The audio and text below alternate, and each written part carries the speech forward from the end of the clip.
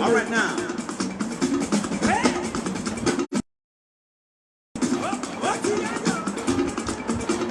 Bend down, bend down, bend down, bend down, bend down, bend down, bend down. I see what. Bend down, bend down, bend down, bend down, bend down, bend down. I see what. In prayer.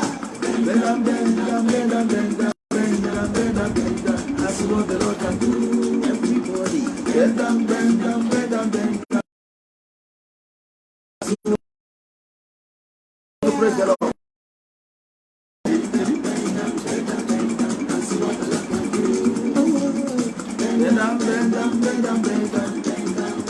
Bend down, I see what the Lord can do. Hey, you don't know, say.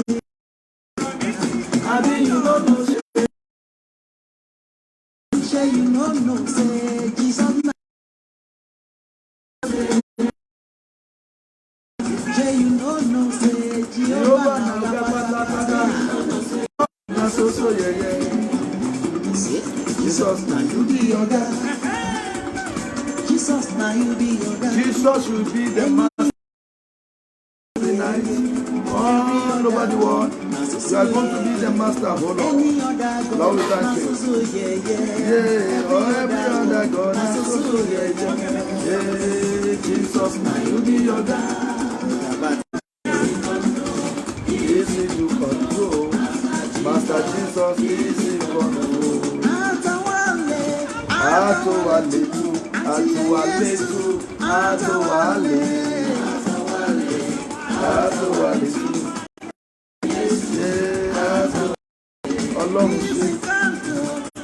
Lord, we thank you. We thank you, Lord. Easy control. Gbogbo ènìyàn tó wò mí, ẹ káàbọ̀ sórí ètò yìí. Ìsọjí ọjọ́ kẹta. Begin to share it. We are starting the program soon.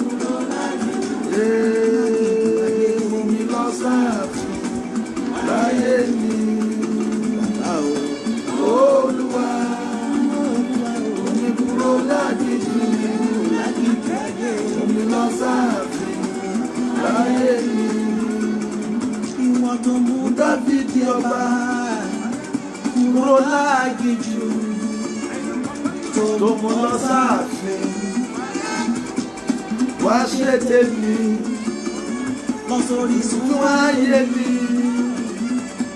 orísun náà tàn nígbà ayé mi lé nítumọ̀. Ìgbé ayé mi lé nítumọ̀. Sí Olúwa, Ọlọ́run yóò mú gbogbo ẹ tó wò mí kúrò lágìjù. Wà kúrò lágìjù ayé.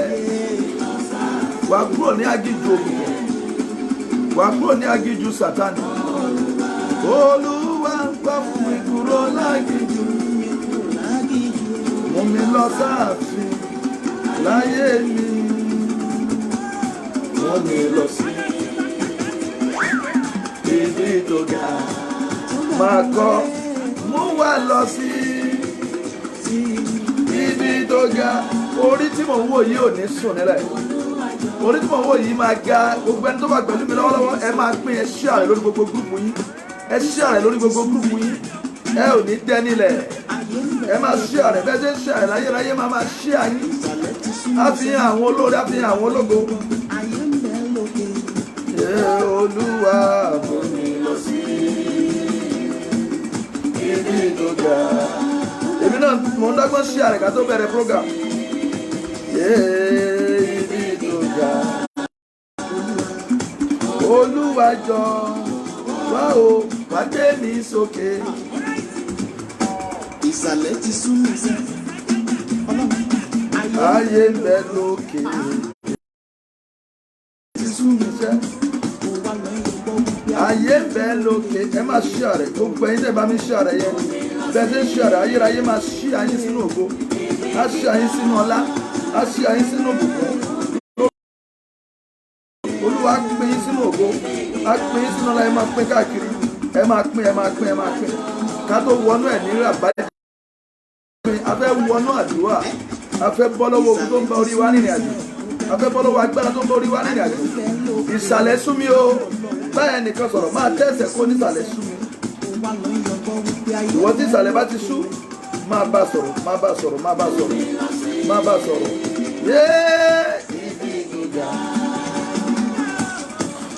Mú mi lọ sí ibi tó ga yé. Olúwa jọ̀ọ́ wá o, wá gbé mi sókè. Iṣẹ́ òwúrọ̀ mi àti iṣẹ́ ọ̀sán mi jẹ́ kó tó mi ìdálẹ̀ títí dọ̀dọ̀ alẹ́. Ẹbí kádàrá ni àyí owó ẹ̀dá. Kádàrá òsì ó máa kúrò nínú ìrìn àjò wa bí a ti wò mí. Gbogbo tó ń pè ní kádàrá òsì ó máa kúrò nínú ìrìn àjò wa. Kádàrá ìbànújẹ́, kádàrá ìní, kádàrá ìlówó lọ́wọ́, kádàrá gbèsè ó máa kúrò nínú ìrìn àjò wa. Gbogbo ẹ tó wò mí, gbogbo kádàrá kí kádàrá tó lòdì kò gbọdọ̀ jẹ́ ìpín rẹ. Olùsọ̀sí bá mi wá sólùsọ̀sí èyí tó kù tó yẹ kú. Fún tí ó yanjú nínú ayé mi. wá bá mi gbọ́rọ̀ mi láyé. Wá bá mi gbọ́rọ̀ mi nílé ayé. Gbogbo ẹni tó wò mí, Wá bá mi gbọ́rọ̀ mi o. gbogbo ẹni tó wò mí lọ́wọ́ níbi tó ti ń wò mí lọ́wọ́lọ́wọ́ kó rí ìyanu Ọlọ́run Olódùmarè. Gbogbo ọ̀nà tó là, gbogbo ẹni tó bá ronú kúrò orí ẹ, tó ronú kúrò orí mi, á wà bí aláìsí ní orúkọ Bàbá Ọmọ àti Ẹ̀mí Mímọ́. Gbogbo ẹni tó bá ronú kúrò mí kúrò ẹ, á wà bí aláìsí, á wà bí aláìsí. Ẹ bá mi tọ́nà ọmọ yẹn. Má ṣe pè mí. Iná má ṣe pè wọ́n rárá, ti ṣàkóso mi lẹ́rọ̀ ọlọ́run mẹ́ta. Ọ̀tá mi máa yọ̀ mí o. Wọ́n lè máa wò. Láti ṣe ọ̀tá mi máa yọ̀ mí o. Ẹni tó ti ṣiṣẹ́. Àwọn kẹrẹ gorí roko. Láyé gorí ìrókò, ojú ọdẹ ti dá ọlọ́run àjọpọ̀. Ìyábọ̀ Sàlámì, Àjàyí Elizabeth, ẹ káàbọ̀. Ẹni bá ro Kúrò, ẹni bá ro kúrò ọ, àdàbí aláìsí. ẹni bá ro kúrò. Ẹni ó bá ro kúrò gbogbo ẹni tó wò mí. Ẹni ó bá ro kúrò mí. Ẹni tó ro kúrò gbogbo ẹni tó wò mí pátápátá. Ní orúkọ Jésù Kristi, ó ń tọ̀ máa wà bí aláìsí. Ẹni ro kúrò ẹ, tó ro kúrò ọmọ rẹ, tó ro kúrò lé ẹ, lákòókò yìí ó máa wà bí aláìsí. Ta lẹni náà? Ta la lágbára náà tó ń ro kúrò mí? Ta ló ń ro kúrò ẹ? Ta ló ń ro kúrò eré yìí? Orí rere lórí gbogbo wa o, orí rere.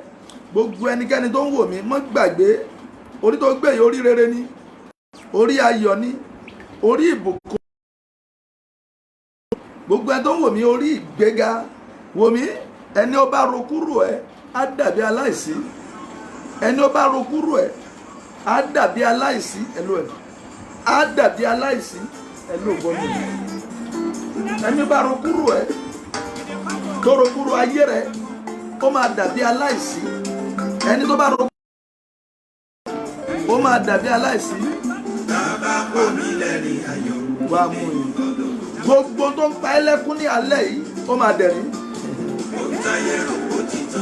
Bàbá ya ọ̀lẹ́ni. Ogun tó ń ja orí ẹnì kọ̀ọ̀kan, ogun yẹn máa ṣẹ́. Onílé ayọ̀ Ọlọ́run tó tún orí ṣe. Orí gbogbo ẹ̀dá tó wò mí ní àṣálẹ́ yìí ó yá di títún ṣe. Gbogbo agbára tó ní kórìí má dára, tó ní kórìí má sùn, Olúwa dáná sun. Orí kan ní ran gbà, orí kan ní ran igbá. Orí gbogbo ẹ̀ tó wò mí. Ó yá kí agbára ìgbédìde kó wọnú orí. Pa Rúdíà Sàtàlù Kìrẹ́là. Agbára ìgbédìde kó wọnú agbára yẹn. Bá Sotori agagala ká Sotori araba. Gbogbo tó sú ẹ gbogbo ohun tó ń sú ẹ, gbogbo ohun tí ò múnú rẹ dùn ní àkókò yìí lórúkọ Jésù, òní lolúwa máa yanjú ẹ. Ìsọjí lágbára báyìí ni mo gbọ́ ohùn alágbára tó ń tojú àlá fi náà ràn ẹ́, alágbára tó ń fojú àlá jà ọ́ lógun, alágbára tó ń ti ojú àlá ní ẹ lára. Ọ̀bí àtàtàkùdí ọ̀nbírákàtúlẹ̀ gẹ̀rẹ́dúlẹ̀ ṣẹ̀ríà. Gbogbo alágbára tó ń tojú àlá ní ẹ lára, gbogbo alágbára tó ń tojú àlá yọ ẹ lẹ́nu, gbogbo alágbára tó ń tojú àlá fìyà jẹ ọ́, gbogbo ẹnikẹ́ni tó lóun ò lè bẹ ẹjà lójú ayé àfi kó ń pàdé ẹ lójú àlá, kí àdùdí anátátá kúkúlùkòlò tó tòlé òtòtò rọ abárabákàtà. Gbogbo ẹnikẹ́ni tí ò lè bọ ọjà lójú ayé tó fi pàdé sójú àlá, ẹni tó de eégún, ẹni tó de jò, ẹni tó de ẹranko, ẹni tó de agbára òkùnkùn, tó di ìjì, gbogbo alágbára òkùnkùn tó dìde tì ọ́, tó dìde tì mí, tó yọ lójú àlá, iná ẹ̀ mọ́ kó jó wọn run, kán máa gba ikú òjijì. Pàrúdì lélẹ́tẹ́ kranda bulute kẹtùndẹ̀lì kìràdà àbálàbà. Gbogbo alágbára nínú òkùnkùn tó ń tojú oorun, ojú àlá tó fi ń yọ ẹ lẹ́nu, kí ni Ọlọ́run máa rún dànù. Gbogbo ẹni tẹ́ wò mí, ẹ máa pín gbogbo gúrùpù yìí, bó o ṣe ń ṣàrẹ̀ sórí gúrùpù ẹ bẹ́ẹ̀ láàánú Ọlọ́run ó máa tún pọ̀ sí láyé ẹ. Ẹ máa pín, ẹ máa pín, ẹ máa pín, ẹ máa ṣàrẹ̀, ẹ máa ṣàrẹ̀ lórí timeline yín. Ẹ jẹ́ kí gbogbo ẹ̀ máa wò lórí Facebook yín. A fẹ́ gbàdúrà. Ẹ wò mí, ẹnu jẹ́ kẹrù rẹ, ẹkún ó ṣe kẹrù rẹ, èmi dágbére fún wọn lónìí, ìbànújẹ́ kẹrù rẹ. Gbogbo ẹkún òṣì, gbogbo iṣẹ́ òkùnkùn, gbogbo iṣẹ́ ọ̀tá, gbogbo iṣẹ́ alágbára òkùnkùn lórí ìwọ ọmọbìnrin tó ń wò mí, lórí ìwọ ọmọkùnrin tó ń wò mí, lórí ọ̀dọ́, lórí arúgbó, lórí àgbàlagbà, gbogbo iṣẹ́ agbára òkùnkùn ó yẹ máa rún dànù. Bẹ́ẹ̀ ni kó rí. A fẹ́ lọ sínú ọ̀rọ̀ yìí, a fẹ́ gbàdúrà. Ibo láti bẹ̀rẹ̀? Ní àná a sọ̀rọ̀ àwọn àṣírí bí ayé ṣe ń kọlu orí àtòun tí orí ń gbé. Sórí gbogbo ẹni tó ń wò mí lálẹ́ yìí, orí rẹ ò ní gbé ogun. Ó ṣàmì. I didn't see you tapping your amen. Orí rẹ ò ní gbé ìṣòro, orí rẹ ò ní gbé ìdààmú, orí rẹ ò ní gbé ẹkún. Gbogbo ẹni tó jọ ń wò mí àtàwọn bàbá nínú Olúwa, àtàwọn ẹ̀gbọ́n, àtàwọn bùrọ̀dá, àtàwọn ẹbí àti àwọn ará àti àwọn èèyàn lókèrè nílùú òyìnbó àti ní kòkè òkun àti ní Nàìjíríà, mo pa á ní àṣẹ o. Gbogbo ogun tó ń bá ìrìn àjò rẹ rìnrìn àjò, àwọn èèyàn lè máa rìnrìn àjò nígbà tí kógun máa ń bá rìnrìn àjò, àwọn ogun mọ́ tètè débi tó ń lọ, àwọn ogun mọ́ tètè láṣeyọrí, gbogbo ogun tó ń bá ìrìn àjò rẹ rìnrìn àjò, kí ogun yẹn ó ṣẹ́ ní àṣálẹ̀, kí ogun tó ń bọ́ rìnrìn àjò kó ṣẹ́ ní àṣálẹ̀, kí ogun tó ń bọ́ rìnrìn àjò kó ṣẹ́. Ẹ̀yin Ọlọ́run.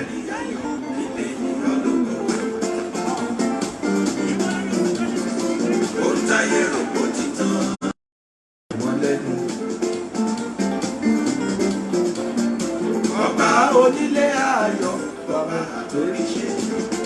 ọba tó ń torí ṣe, bàbá pàmílẹ́rìn ayọ̀. Gbogbo ẹ̀yin tẹ́ ń wò mí, ẹ máa yin Ọlọ́run lógo nínú ìsọjí yìí. Ẹ̀rí ohun táyé sọ pé ó ti tán, Ọlọ́run máa yà wọ́n lẹ́nu. Ọba onílé ayọ̀, ọba àtòrí ṣe. Ọlọ́run bá mi gbọ́rọ̀ ní Ilé ayé máa sùn mí. Ọlọ́run bá mi gbọ́rọ̀ ní ilé ayé máa sùn. Ọlọ́run bá mi gbọ́rọ̀ ní ilé ayé. Gbogbo ènìyàn tó wò mí. Ọlọ́run bá mi gbọ́rọ̀ ní ilé ayé máa sùn. Ìkórìtà tó dé tó wà á rí ẹ̀rí lónìí. Ìkórìtà tó dé tí ọ̀nà wà á rí ẹ̀rí lónìí. Àìrínà àìrí jẹ. Gbogbo ogun àìrínà, àìrí jẹ, àìrímú ayé, ó máa dópin nínú ayé ẹ lónìí. Bó o ṣe wò mí máa tẹ́gbé mẹ́. Wájú mi o. Ọlọ́run bá mi gbọ́rọ̀ ní ilé ayé máa sùn. Jẹ́ kí Sátánì kó ṣubú níwájú mi o. Ọlọ́run bá mi gbọ́rọ̀ ní ilé ayé máa sùn. Jẹ́ kọ̀rọ̀ mi dídó, jẹ́ kọ̀rọ̀ mi jásí. Ọlọ́run bá mi gbọ́rọ̀ ní ilé ayé. Jẹ́ kọ̀rọ̀ wádìí jó. Kọ̀rọ̀ mi jásí. Ayọ̀ ọ̀rọ̀ gbogbo ẹni tó wò mí máa já sí ijó. Ajá sí Ohun ayọ̀. táyé rò pé kò ṣe Ajá sí ijó. ṣọgbọ́n wá bá mi ṣe. Ajá sí ayọ̀. Ní ayọ̀ wà mí lórí iṣẹ́. Olúwa pa gbogbo àwọn olùgbọ́ mi, pa wọ́n lẹ́rìn. Gbogbo ẹni tó wò mí, Olúwa pa wọ́n lẹ́rìn. Gbogbo ẹni tó wọlé sórí afẹ́fẹ́ yìí, Olúwa pa wọ́n lẹ́rìn. Gbogbo ẹni tó ń gbọ́ àdúrà yìí, Olúwa pa wọ́n lẹ́rìn. À ń sọ̀rọ̀ lórí orí. mò ń tú àwọn àṣírí pàtàkì lórí orí. Ẹ má jẹ́ kí n tàn yín, bí èṣù bá fẹ́ ṣiṣẹ́ nú ayé ènìyàn, orí náà ti bẹ̀rẹ̀. Orí kí mo pè é? Orí ohun tó sọ ò ní pé nígbà tí agbára òkùnkùn bá bẹ̀rẹ̀ iṣẹ́, tí wọ́n bá kan orí, tí wọ́n bá fẹ́ ba ayé àwọn ọmọ tó ń bẹ́nu ìgbéyàwó jẹ́, tí wọ́n bá fẹ́ ba ayé àwọn ọmọ jẹ́, wọ́n á lọ mú ayé bàbá. Ọmọbìnrin kan bá mi sọ̀rọ̀ ọjọ́ kan, mo dẹ̀ bú sẹ́kún. Ó ní bàbá àwọn olówó ni, ìyá àwọn olówó ni, ṣùgbọ́n nígbà tí wọ́n máa mú bàbá, wọ́n kọ́kọ́ pa bàbá yẹn. Àtìgbà yẹn ní gbogbo àwọn ọmọ yẹn ti bọ́ sínú òṣì. Gbogbo ẹni tó ń wò mí ní àṣálẹ̀ yìí, gbogbo ẹnikẹ́ni tó fẹ́ gba ayọ̀ lọ́wọ́ rẹ, gbogbo ẹnikẹ́ni tó fẹ́ gba ìbùkún lọ́wọ́ rẹ, gbogbo ẹnikẹ́ni tó fẹ́ gba ògo lọ́wọ́ rẹ, lónìí lórúkọ Jésù Kristi, ọwọ́ Olúwa yóò nà wọ́n, ọwọ́ Olúwa yóò nà wọ́n, ọwọ́ Olúwa yóò nà wọ́n, ọwọ́ Olúwa yóò nà wọ́n. Orí head wọ́n dẹ̀ mú bàbá kí ayé àwọn ọmọ lè jìyà. Wọ́n mú bàbá kí ayé ìyàwó kí ayé ìyàwó kíyàwó lè bọ́ sínú ogun. Wọ́n mú bàbá kí àwọn ọmọ lè tọrọ jẹ. Wọ́n mú bàbá kí àwọn ọmọ lè dìdàkudà. Jẹ́ kí n bẹ́ẹ̀ sọ̀rọ̀. Gbogbo ẹnikẹ́ni lábẹ́ ètú tí àtàkàdúró sòtòkúnlẹ̀ agálàlàbà tó sọ wípé níbi tó dé dúró yìí, òun á kílèmù orí ẹ, òun á kílèmù ṣẹ̀dá ẹ, irú ẹni bẹ́ẹ̀ máa jáde kó láyé fún ẹ. Wòmí, já wá wò, ọ̀rọ̀ bẹ̀rẹ̀ lónìí. Wòmí, ẹnìkan wà láyìíká ẹ tí ò fẹ́ kó jẹ́ ní tó jẹ́. Inú ń bí wọn. Kí ló ń bí wọn nú? Ọ̀rọ̀ rẹ̀ ń bí wọn nú. Ọ̀rọ̀ rẹ̀ ń fọ́ wọn lórí. Ọ̀rọ̀ rẹ̀ ń pa wọ́n lẹ́kún. Wọ́n á fẹ́ kó o débi tó ń lọ. Ohun tó ṣe mí lànú rè o. Wọ́n rí ayọ̀ rẹ, inú dẹ̀ ń bí wọn. Wọ́n rí ìgbédìde tí a yàn tì ọ́. Wọ́n rí tọ́lọ́run fẹ́ ṣe inú ayé rẹ, inú dẹ̀ ń bí wọn. Kí ni èrèdí? Wọ́n ò fẹ́ kó o débi tó ń lọ. Wọ́n á fẹ́ kí ògo yìí ó farahàn. Wọ́n á fẹ́ kí àyànmọ́ yìí ó farahàn. Wọ́n á fẹ́ kí ọlá Ọlọ́run ó farahàn láyé rẹ. Wọ́n á fẹ́ kí ìgbéga ó dé bá ọ. Wọ́n á fẹ́ kí ìgbédìde ó dé bá ọ. Wọ́n wá wò pé n ta lè ṣe ni pé ẹja bá orí ìjà. Gbọ́ lé orí yìí, a fẹ́ kọ orin kan. Ó ní ẹni tó ń bá mi jà, ẹni tó ń bá mi jà, Olúwa wá gbẹ̀san mi lára rẹ̀ o. Gbogbo ẹnikẹ́ni tó ń bá ẹ̀yin ènìyàn mi jà, ènìyàn tó dìde ogun táyé rẹ tó ní ọ lára, mo ní ẹni tó ń bá ọ jà, Ọlọ́run yóò gbẹ̀san lára rẹ̀ o. Gbogbo ẹni tó ń bá ọmọ jà, gbogbo ẹni tó ń bá ya jà, gbogbo ẹni tó ń bá lè rẹ jà o, ní kíákíá ẹni tó rán mi níṣẹ́ yóò gbẹ̀san mi lára rẹ̀ o. Gbogbo ẹnikẹ́ni tó dìde tó ń bá èmi àti ẹ jà, gbogbo ẹnikẹ́ni tó pẹ̀rẹ̀ ní alágbára, kí alágbára dákẹ́ kó sinmi ogun, kó sinmi ogun, kí gbogbo alágbára tó yọ lẹ́nu kó sinmi ogun. Lónìí agbára Olódùmarè máa kọlù wọn. Bíbélì pé ẹni tó bá kọlù, tí Ọlọ́run bá kọlù, tí òkúta yìí bá kọlù, yóò lọ lúlú. Ẹni tó bá dẹ̀ kọlù òkúta yìí, gbogbo ẹnikẹ́ni tó ń dá agbára Ògún wò lára ẹ̀, ṣùntóòrì àlàmà, gbogbo ẹnikẹ́ni tó ń dá agbára Ògún wò lára mi, gbogbo ẹnikẹ́ni tó ń dá iṣẹ́ òkùnkùn wò yìí díà, by the grace of God upon my life. Bíbélì pé tí èmi bá ṣe ìránṣẹ́ Ọlọ́run, ó ní kí iná ti ọ̀run sọ̀kalẹ̀ wá. Mo pe iná, ó yá dà lé wọn lórí. Gbogbo ẹnikẹ́ni wọn ò gbọ́dọ̀ ní ìdásí, a ò sì gbọ́dọ̀ dá wọn sí. Gbogbo alágbára, gbogbo ènìyàn nínú òkùnkùn nínú ìmọ́lẹ̀, gbogbo ẹnikẹ́ni tó fi chọ́ọ̀chì bojú, tó ń lo ago, tó ń gbàdúrà, gbogbo ẹnikẹ́ni tí a jọ ń gbàdúrà, tó ń lo bíbélì, ṣùgbọ́n tó ní ẹ̀mí òkùnkùn, tó ní ẹ̀mí àjẹ́, tó lòun máa fọ ayé ẹ̀bí ẹni fọ aṣọ, tó lòun máa domi ayé ẹrú. Gbogbo ẹnikẹ́ni tó ń domi ayé wa rú, bàbá fi wọ́ gbé. Ẹja tó ń domi ayé wa rú, bàbá fi wọ́ gbé. Kìnìún tó ń halẹ̀ mọ́ wa bá wa mú so. Gbogbo ẹnikẹ́ni tó ń da ayé mi àti ẹrú, fire from heaven, ó yẹ consume them. Gbogbo ìyàwó ilé, gbogbo àwọn mọ̀lẹ́bí, ẹni tó yọ lẹ́nu nílé ọkọ, ẹni tó yọ lẹ́nu nínú ilé ìyàwó, ẹni tó yọ lẹ́nu níbi iṣẹ́, ẹni tó fi ìnira yọ lẹ́nu, ẹni tẹ́jọ́ rìn tó ń rẹ́rìn sí ọ̀sùn wọn tó ń finú ba ọjà, gbogbo ẹnikẹ́ni tẹ́ ẹjọ́ ń rẹ́rìn tó ń rẹ́rìn sọ ẹjọ́ ń rẹ́rìn báyìí ṣùgbọ́n inú ló fi ń bá ọjà. Gbogbo àwọn kankan abẹ́ ẹni, the mosquito, the termite, àwọn èèyàn bíi kán, àwọn kankan, àwọn insect tó ń ta ní, gbogbo àwọn kankan abẹ́ ẹni tó ń yọ ẹ́ lẹ́nu níbikíbi tán bá wà ó dá wọn mọ̀ kí ni Ọlọ́run máa jó wọn run. Ọ̀tá ẹ̀mí àti ẹ yóò ṣẹ̀sín, àní wọ́n ṣẹ̀sín, wọ́n ṣẹ̀sín. Bẹ́ẹ̀ ni kò rí, bẹ́ẹ̀ ni gbogbo ẹnikẹ́ni tó bá lò ní rògbò èlò ògo wọn máa, gbogbo ẹnikẹ́ni tó bá ní òní rí ògo èlò, gbogbo ẹnikẹ́ni tó bá lò ní rí ọlá ìlò, tó bá lò ní rí ìgbéga àyànmọ́ rẹ lò, ògo wọn máa wọ mi. Jáfẹ́lẹ́ lọ sínú ìwé mọ́ arábìnrin kan orúkọ rẹ̀ ń jẹ́ obìnrin Shunammite. A Shunammite woman was a wonderful woman that took care of a man of God, Elisha. He was a wonderful woman that we must always reckon with. We can make a reference about her. Oh, Shunammite woman jẹ́ aláàánú, ẹni tó fi ń fúnni. Ó wojú Ọlọ́run fún ọmọ fún ọdún tó pọ̀. Ó ti gbàdúrà ṣùgbọ́n ó ti gbàgbé kò ronú pò ń lè bímọ mọ́. Ó yọ̀ǹda pé kí ló ń sọ̀rọ̀ ọmọ gan. Tí ìrètí bá ti pẹ́ ńgbà míì èèyàn máa sọ ìrètí nù. Èmi ò mẹ́ni tó ń wò mí o, mi ìmọ̀ kòríta tó ti sọ ìrètí nù. Ọlọ́run tó fún Sárà ní ọmọ. Ó ní kò mọ̀ pé òun tún ṣe èmi àdàkù tí alàbàrà. Ọlọ́run yẹn máa já sí ọ ní ìyanu. Gbogbo ẹni tó wò mí ẹ náwó sí pẹpẹ, ẹ náwó síbi tí mo wà yìí. Wàá rí ìyanu, wàá rí ìyanu. Lòpí àtàkùndì àbùràtà tí mi ò bá gba agbára lọ́wọ́ òkùnkùn. Tó bá jẹ́ pé lọ́wọ́ Jésù ni mo ti gba agbára, wàá rí ìyanu, wọnú ìyanu lọ. Gbogbo tó dòkú nínú ayé ẹ kó máa jí. Àṣẹ Òdùmarè ni kó máa jí. Wọnú ìyanu lọ. Masakata ndalikraka sontoli gelege luara baba lule alala. Ó yá wọnú ìyanu lọ. Gbogbo tó ti bàjẹ́ lára ẹ kó di ààyè. Àṣẹ kan jáde sí ara tó wò mí nínú ilé. Ìṣẹ̀lẹ̀ kan ṣẹlẹ̀ nínú ayé ẹnìkan bẹ̀ yẹn. Gbogbo tó ti bàjẹ́ lára ẹ.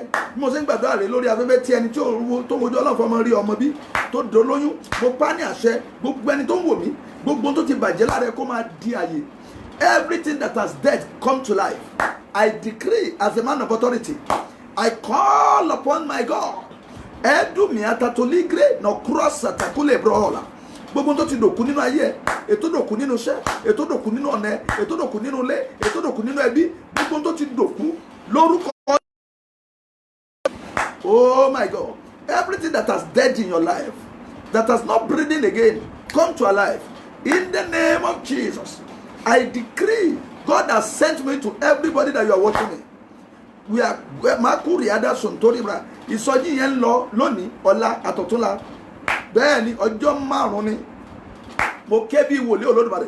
Gbogbo agbára tó dìde tì ọ́, tó ń yọ ìṣẹ̀dá ẹlẹ́nu, tó ń yọ àyànmọ́ ẹlẹ́nu, gbogbo ẹ̀mí tí òjò rọ́nà gbégbà, gbogbo agbára tí òjò orógo lò, gbogbo ìjọba tí òjò orógo lò, ó yẹ máa kú lọ lálẹ́ yìí. Bó ṣe ń ṣàmì nínú lẹ́ni ìṣẹ̀lẹ̀ ń ṣẹlẹ̀.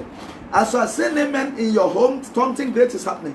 Gbogbo agbára tí ò jẹ́ kó rà ànúgbà, gbogbo agbára tó di tó ń pa ẹ́ lẹ́kún lórí ọmọ, àwọn ìjọba tó ń pa ẹ́ lẹ́kún lórí ọmọ, ó yá kán máa dòkú, máa dí tí akakandúlì kìrẹ̀tẹ́ndẹ̀ríà, mọ̀rángẹ́lẹ́ lọ́wọ́ tó fò wá, wọ́n gbé ẹ̀rí ẹnìkan wá, ẹni tó gbé ẹ̀rí ẹ̀yẹn wá jọ múra dáadáa. Testimony, I see your testimony. The angels of the Lord brought your testimony. As you are watching me at home, receive your testimony. By the power conferred upon me, as an oracle of Jehovah, receive your testimony. Gba ẹ̀rí ẹ, gba ẹ̀rí ẹ, gba ẹ̀rí ẹ. Ẹ̀rí ńlá tí mo rí ó yá máa gbà á. Ogun amúnisìn, ogun amúnilẹ́rú, ogun arániníyè tó ń bá ọ rìnrìn àjò àtàwọn ọmọ tó bí kó máa gbiná. Ó yá ọfà àgàn jáde lára ẹ. Ọfà àgàn nínú ayé ọmọ yẹn. Ọfà àgàn, ọfà ìdènà, ọfà ìdádúró. Rúùsì àtàtàrúmi. Meki adakudele kentoro kobra sakatalia. Gbogbo ọfà tó ń bẹ nínú agbára yẹn, ó yẹ máa jáde. Ẹ máa jáde. Ọ̀rọ̀ ìtàn ọmọ tí mo ń sọ yìí. Ó wojú Ọlọ́run, arábìnrin Shunammite woman ń wojú Ọlọ́run fún ọmọ for many years.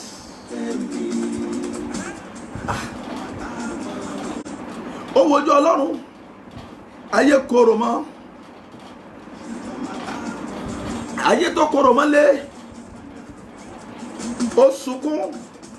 Ṣùgbọ́n ní ọjọ́ kan orí ojú rere ọlọ́run sọ ọ̀rọ̀ ayé rẹ̀ dayọ̀ ìwọ tó máa rí ojú rere máa táìpù amen wà á rí ojú rere máa rí ṣe ní lóògò wà á rí ògolo gbogbo ẹni tó wò mí àdúrà tí mo gbà àdúrà tí obìnrin Súnémátì gbà ó gbà lọ́jọ́ yẹn gbogbo ẹni tó wò mí àdúrà rẹ máa wọlé àṣẹ lónìí àdúrà rẹ máa gbà wà á gbé sí ayọ̀ ó kárí ẹ wá bá mi lò. ọlọ́láyé ló ní tèmi jọ. ọlọ́láyé mo bá a ní àṣẹ bíi wòlíì Olódùmarè kò yé mi o ṣùgbọ́n tó yé mi ni pé wà á ní ẹ̀rí wà á ní ayọ̀ mú gbọ́wọ́ lè ṣẹ̀dá ẹ ogun kúrò nínú ayé rẹ ìdè ayé já lára ẹ ìdè Sátánì já ìdè babaláwo já lára ẹ ìdè oníṣègùn já lára ẹ in the name of Jesus. arábìnrin ó rí ojú rere àdúrà rẹ gbà Súnémátì woman ẹ bá mi lọ sínú ìwé mọ́ yes the book of what second chapter 4 in the book of 2 Kings chapter 4 yes verse 18 to 19 ibẹ̀ láti fẹ́ lọ ní ìsìn yes 2 Kings chapter 4 verse 18 to 19 yes. nígbà tí ọmọ náà dàgbà ó di ọjọ́ kan ó jáde tọ̀ bàbá rẹ̀ lọ sí ọ̀dọ̀ àwọn olùkórè yes ó wí fún bàbá rẹ̀ ọmọ yìí wọ́n ti wojú Ọlọ́run fún ọmọ tipẹ́tipẹ́ gbẹ̀ndẹ́ wojú Ọlọ́run fún ọmọ yẹn máa bí ọmọ èso dẹ̀ nípa lórí ọmọ ìjọ ọmọ tí wọ́n bẹ̀gbẹ̀ gbàdúrà tí Ọlọ́run lo wòlíì Èlíṣà fún kan tó rí bí wọ́n wá bí ọmọ tán ọmọ ti ń dàgbà ọmọ ń ṣeré kiri ọmọ wa lọ ọ̀dọ̀ bàbá ẹ̀ yes ó wí fún bàbá rẹ̀ pé orí mi o orí mi o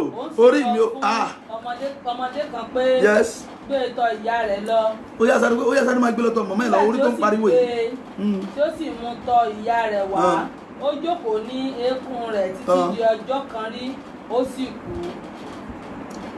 orí rẹ kò ní gba ìdè ó pariwo orí mi o orí mi o orí mi o orí mi o ẹ̀yin ènìyàn ayé níkà ọmọ tá a fi ṣẹ́fẹ́ kún bí tọ́lọ́run ló wòlíì Èlíjà fún orí mi o orí mi o bíbélì pé ọmọ náà sì kú ẹjọ́ sà kí ló dé tí ò ní ọwọ́ mi o àwọn Yorùbá gbàgbọ́ pé wọ́n ní adìẹ gan kì í tọwọ́ kì í tẹsẹ̀ kú kí ló dé ò pariwo ẹsẹ̀ mi o kí ló dé tó pariwo ikùn mi o orí ló pariwo kí ló ṣẹlẹ̀ wọ́n gbà ní nǹkan lórí torí wọ́n ti mọ̀ pé gbogbo tó bá ti ṣẹlẹ̀ sórí ti ṣẹlẹ̀ sára wòmí gbogbo tó bá ti ṣẹlẹ̀ sí agbárí ó ti ṣẹlẹ̀ nínú ara èrèdí nìyí tí èèyàn fi gbọ́dọ̀ gbàdúrà ní àṣálẹ̀ yìí gbogbo ogun tó ti ṣẹlẹ̀ sí agbárí tàbí tó ṣẹlẹ̀ sí àwọn òbí mi tó wá ń fara ni mí pé kí ogun yẹn ó ṣẹ́ ní àṣálẹ̀ yìí mo sọ fún yín lánàá wọ́n dẹ̀ ti torí pé kọ́mọ ilé kọ́mọ torí pé ọmọ tó bá yẹ kó jẹ́ èèyàn wọ́n dẹ̀ ẹmọ tó ṣẹlẹ̀ ọmọ tó yẹ kó jẹ́ èèyàn wọ́n dẹ̀ gba orí lọ́wọ́ ẹ̀ wọ́n gba orí ẹ̀ kí ló máa ṣẹlẹ̀ orí bẹ̀rẹ̀ sí fọ́ ó dẹ̀ kú ọ̀nà tó yájú láyé láti fìyà jẹ èèyàn lórí ọ̀nà tó yájú láyé láti fìyà jẹ èèyàn láyé ní orí ọ̀nà tó dẹ̀ yájú láyé láti dìde láyé ó ní orí bórí èèyàn ò bá ti dìde àwọn tó yẹ ká lè àwọn tó máa tara ẹ̀ jáde lè má tètè dìde jẹ́ńbẹ́ sọ̀rọ̀ tí orí èèyàn bá kó ogun tó bá jẹ́ bàbá tó bá bí ọmọ àwọn ọmọ yẹn ó ṣiṣẹ́ torí pé nínú orí yẹn náà ti jáde ṣé rí gbogbo ẹ̀yin tẹ́ ń wò mí ní alẹ́ yìí ẹ máa pín yẹn bá mi share rẹ̀ lórí gbogbo gúrùpù yín ò ní sunkún ọmọ ò dẹ̀ ní rí dààmú ṣé rí agbára tí Ọlọ́run fi sínú orí òun ló control gbogbo ara mo sọ fún yín nígbà tá a bẹ̀rẹ̀ ìsọjí mo nígbà tí Ọlọ́run tó dá ọ̀run àtayé ó fi olórí síbẹ̀ Ádámù àti Éfà ní máa soko máa ró kò sí ní tó lè ṣẹlẹ̀ lẹ́yìn orí sórí wa yìí orí ògo ni orí adé ni gbogbo ìwọ tó mọ̀ pé orí adé ni bá mi type pé my head is for crown not for suffering orí rẹ̀ sórí tí ó máa ń dàrú orí rẹ̀ ṣorí tí lọ máa tọrọ lọ́wọ́ ọmọ ọ̀dọ̀ tàbí lọ́wọ́ ọmọ ẹ̀yìn ẹ̀, orí rẹ̀ ṣorí tí máa gba oúnjẹ jẹ lọ́wọ́ àbúrò pé ìwọ àbúrò mi jọ fún mi ní tí ń jẹ, orí rẹ̀ ṣorí tí ń lọ máa ń ṣerú ẹgbẹ́, orí ògo lórí ìwọ tó ń wò mí, gbogbo tí ayé ṣe sí orí ẹ tó jẹ́ kó máa rí rẹ nípò ẹ̀yìn lónìí kí iná Ọlọ́run kó run dànù. bí dáa lọ rèé Bíbélì fi yé wa wípé àwọn nǹkan kan wà tó máa ń ṣẹlẹ̀ sórí. Mo sọ fún yín lánàá, mo ka díẹ̀, jẹ́ kí n tẹ̀síwájú níbi tí mo dé dó lánàá. Àwọn nǹkan tó máa ń dé bá orí ènìyàn, tí nǹkan ìbádẹ̀ ti dé bá orí wàhálà ni, tó bá ti dé bá orí ìṣòro ni. Ètò bá rí sàmbẹ̀ tó bá ti jẹ́ pé ó dé bá orí ẹ̀, jáde gbàdúrà lálẹ́ yìí kí gbogbo tó dé bá orí àtàyàn mẹ́ẹ̀ kó kúrò lórí ẹ̀. Wòmí, bí èèyàn bá lè gba ogun, èèyàn lè gba ògo. Orí tó dé adé ẹ̀gún, ó ti dé adé ẹ̀gún fún orí èmi àti ẹ kó má jìyà. Tó bá ní ìdojúkọ kan lálẹ́ ìjájọ kéko jókòó tì í farabalẹ̀. Èló ló fẹ́ ná lórí dátà tó máa èló ló fẹ́ ná lórí dátà, jájọ jókòó tì í. Ẹlòmíì akẹ́sàrẹ́ wọlé adẹ̀kú òǹbẹ, má kúrò òǹbẹ, jájọ gbàdúrà. Má wo pé akílódé.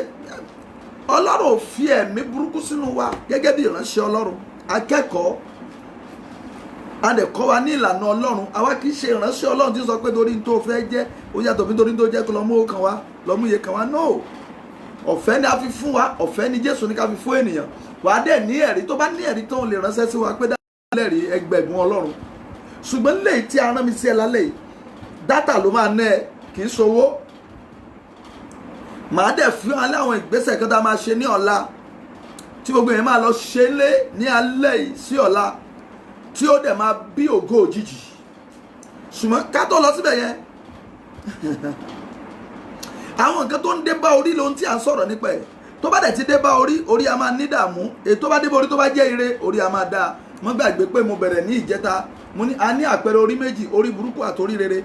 Orí rere, tí orí rere bá bẹ̀rẹ̀ nínú ayé ènìyàn, wọ́n lórí rere lórí mi o, orí rere. Àwọn kan ń kọrin orí rere lórí mi o, orí wọn ò sì ṣe rere. Kò dẹ̀ sí nǹkan mi kì í ṣe pé wọn ò bí wọn lórí rere.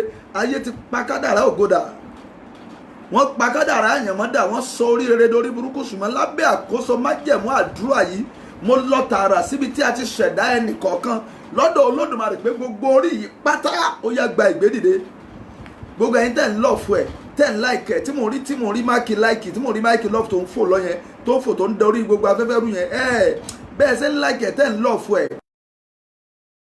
Láyé nínú ògo wọn máa láìkì yín, wọ́n máa lọ fún yín. Orere àṣàwárí ẹ, orere àṣàwárí ilé ẹ, àṣàwárí ayé ẹ, ó tún láàkì orere láyé. Gbogbo ẹni tẹ́ ń rẹ́rìn, tẹ́ ń láàkì, tẹ́ ń tẹ́ yẹn, mi ò tí ì mọ̀ ọ́, ṣùgbọ́n bó ṣe ń tẹ́ yẹn ògo á máa pẹ̀lú ẹ. Òkè níbo la wà? Orí wọ́n dẹ̀ gbà, wọ́n fọwọ́ kan orí ọmọdékùnrin, ọmọbìnrin Súnémáìtì tí ìbá sọ pẹ́lẹ́pẹ́ Jésù nínú ayé Èlíjà, orí rẹ̀ ìbá burú tán.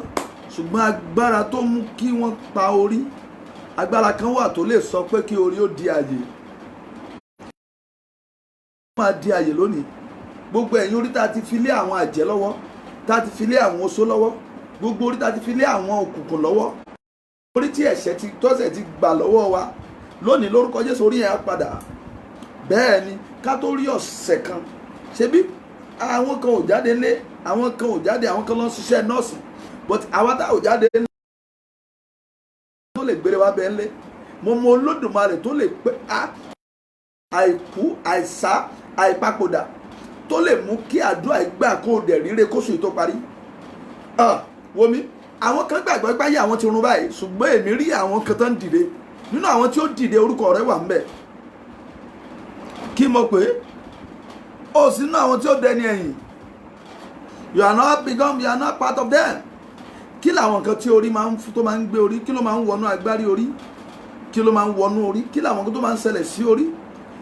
Mo dúró lánàá ní pé orí a máa gba ègún. Mo dẹ̀ sọ̀rọ̀ lórí ọmọkùnrin kan tó ń pè ní Rúbẹ́nì tí bàbá rẹ̀ kégún, ó kó sórí ẹ̀.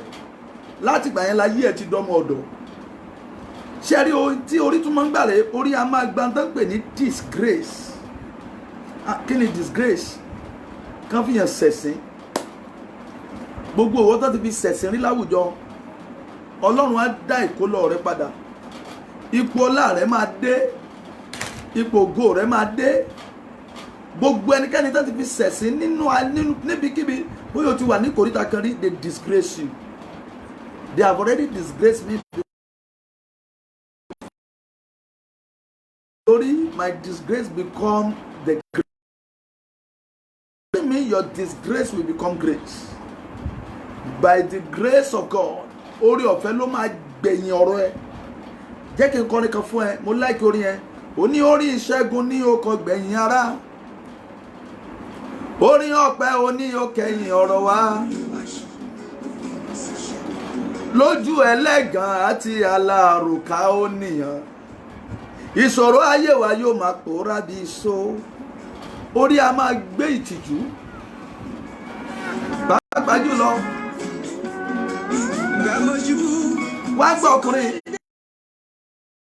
ó ṣubú lẹ́ẹ̀kan rí ṣùgbọ́n ó dìde, ṣebí ìwọ ló pe mí lásọ̀gbọ̀ ayọ̀, Olúwa ṣeun ó bèrè síṣẹ́ mi. Ọlọ́run tó mú ọmọkùnrin dìde, ayé rò pé ò ní jẹ́ èèyàn, wàá dìde wàá yin Ọlọ́run, wàá dìde, ayé rẹ̀ ó kúrò nínú ìtìjú, orí rẹ̀ máa kúrò nínú ẹ̀sín. Gbogbo ẹni tó ń fi ọ́sẹ̀ sí lónìí máa rí ọmọ àdẹ̀bù ọlá fún ọ.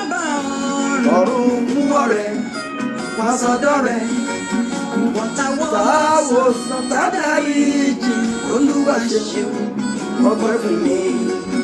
Ní Olúwa, ní Olúwa, ní ọba àìnípẹ́. Number 2, wọ́n máa ń gé orí kúrò. Mo sọ ẹ̀mí lánàá, wọ́n á gé orí kúrò, wọ́n á sọ orí kalẹ̀, wọ́n á gbé orí bẹ́ẹ̀, wọ́n á gbẹ́ kalẹ̀. Gbogbo àwọn èèyàn tó wà tẹ́tí bẹ́ orí wọn kalẹ̀. Nínú ẹ̀mí ni o kì í ṣe lójú ayé o, wọ́n kàn ń rìn bí òkùtù.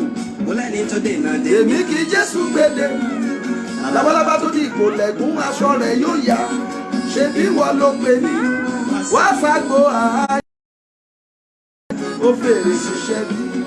Wàá rí èrè lórí iṣẹ́ báyìí.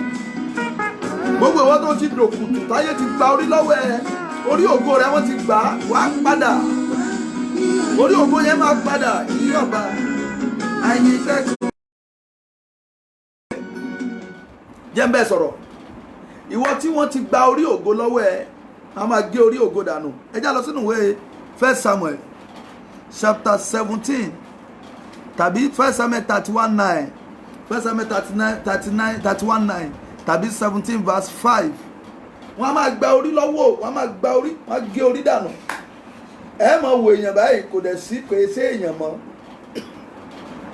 torí òkùnkùn ti bẹ́ orí ẹ̀ sọnù. Òkùnkùn ìrántí ire fún ẹni tó bá jókùtù. Gbogbo bí tó bá rìn sí wọn yìí dá a mọ̀. Bóòrìn kan àwọn tó máa rántí ẹ̀ gan ò lè rántí ẹ̀ torí kò sórí lórí ẹ̀ mọ́. Yes.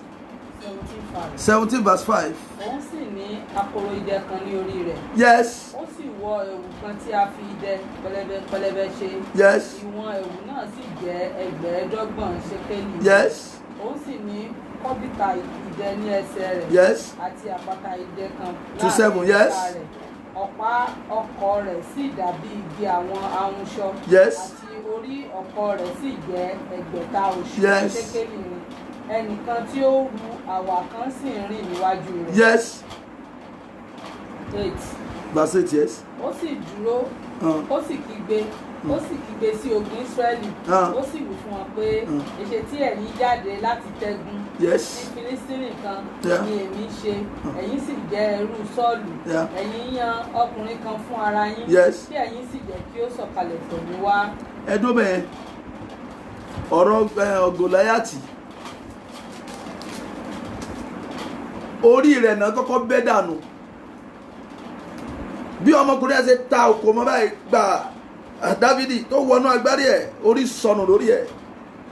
Èmi ò mọ ẹni tí àmúná mi ṣe gbogbo orí ẹ̀ tó ti sọnù lónìí, ó máa padà sáyé.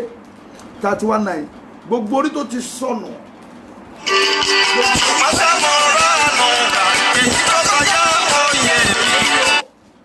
Gbogbo orí tó ti sọnù pátá, gbogbo orí tá a ti dáwọ́lé, tá a ti gbé kúrò, tó kàn rìn bí aláìsí, orí yẹn máa gbàdá. Jẹ́ kí n tẹ̀síwájú. Yes.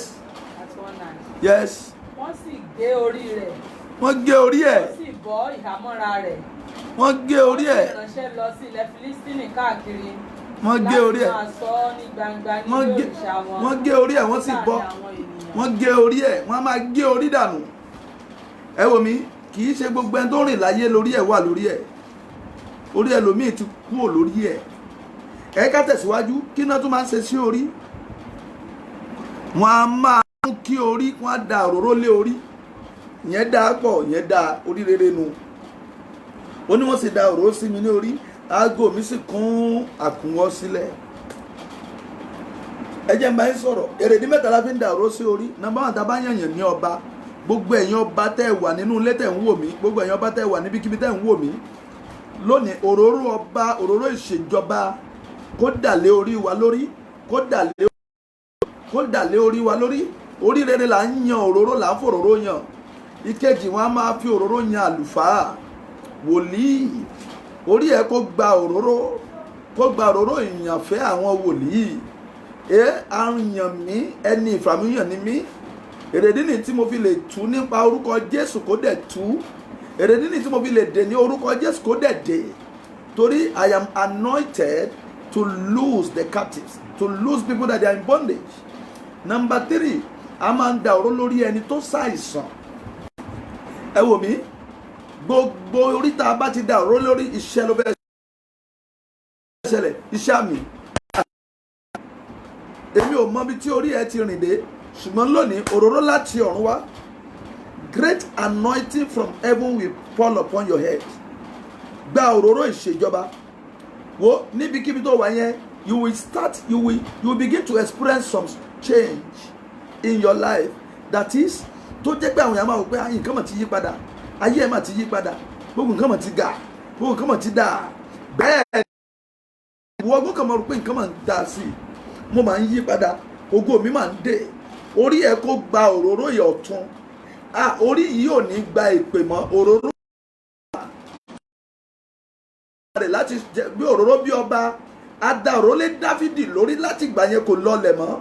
A da òróró lé Sọ́ọ̀lù lórí, ó dẹni orí ìtẹ́. Gbogbo orí tá a máa da òróró lórí, ó yẹ gba òróró ọ̀tun. Ìfàmìyàn láti ọ̀run wá fún ìgbédìde wọnú orí, wọnú agbárí. Gbogbo ẹni tó wò mí, ìfàmìyàn fún ìgbédìde wọnú agbárí. Bẹ́ẹ̀ ni kó rí. Gbogbo orí tí ò dìde tẹ́lẹ̀ bẹ̀rẹ̀ sí dìde. Kí ni ẹ̀kẹta tá a máa ń ṣe sí orí?